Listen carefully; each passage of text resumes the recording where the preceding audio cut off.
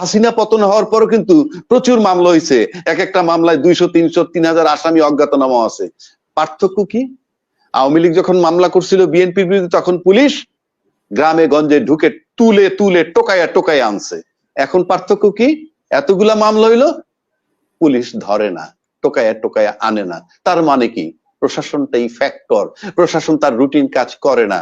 Sheikh Hasina versus আপনার প্রশাসন, তোরা আমাকে ক্ষমতায় রাখবি, তোরা দেশটা লুইটে খাবি, আর আমরা ছিলাম ভিকটিম। সেখান থেকে আমরা প্রাথমিকভাবে উদ্ধার পাইছি। এটা বাংলাদেশের সবচেয়ে বড় বিজয়, যে বাংলাদেশে শেখ হাসিনা চলে গেছে। তার মানে কি? Sheikh Hasina was the lady or female version of Hitler in Bangladesh. সুতরাং সে যে চলে গেছে, এটা আমাদের প্রথম বিজয়। দ্বিতীয় বিজয়, বাংলাদেশের শেখ হাসিনার মতো আর কোন মহিলা 100 বছরে আসবে না।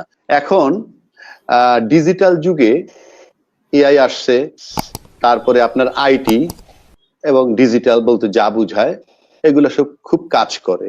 এক।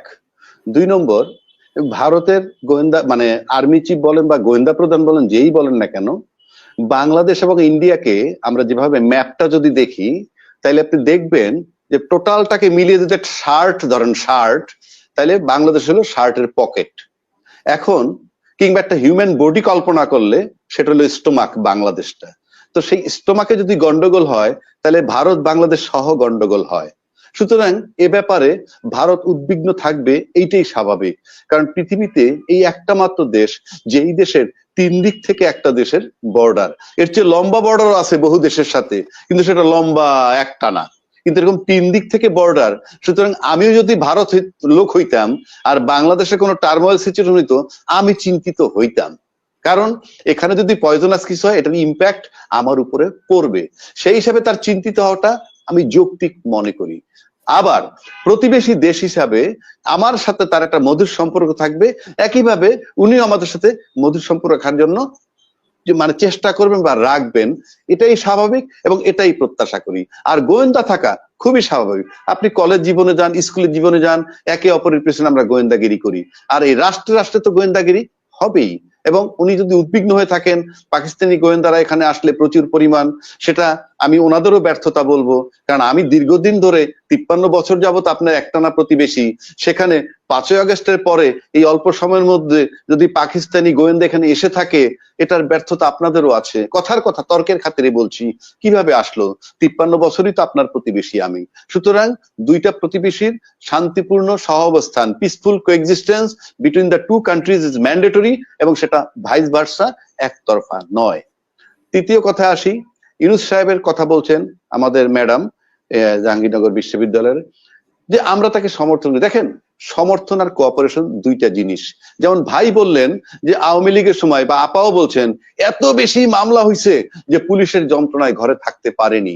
হাসিনা পতন হওয়ার পরও কিন্তু প্রচুর মামলা হয়েছে, এক একটা মামলায় 200, 300, 3000 আসামি অজ্ঞাতনামা আছে। পার্থক্য কি?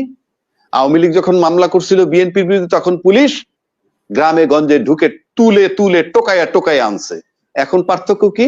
এতগুলা মামলা হইলো, পুলিশ ধরে না, টোকাইয়া টোকাইয়া আনে না। তার মানে কি? প্রশাসনটাই ফ্যাক্টর, প্রশাসন তার রুটিন কাজ করে না, প্রশাসন তার রুটিন কাজ করে না। বাংলাদেশ সরকার, শেখ হাসিনা একমাত্র তার জনগণ ছিল 15 লক্ষ। আমি আগেও বলছি, বহু জায়গায় বলছি, টক শোতে বলছি, তার লাইফ টাইমে, তার সার্ভিসের সময়, যে শেখ হাসিনা বা আওয়ামী লীগের জনগণ ছিল মাত্র প্রজাতন্ত্রের 15 লক্ষ কর্মকর্তা কর্মচারী, আর বাকি লোকগুলা ছিল তাদের প্রজা। সুতরাং শেখ হাসিনা ভার্সেস আপনার প্রশাসন, তোরা আমাকে ক্ষমতায় রাখবি, তোরা দেশটা লুইটে খাবি, আর আমরা ছিলাম ভিকটিম। সেখান থেকে আমরা প্রাথমিকভাবে উদ্ধার পাইছি।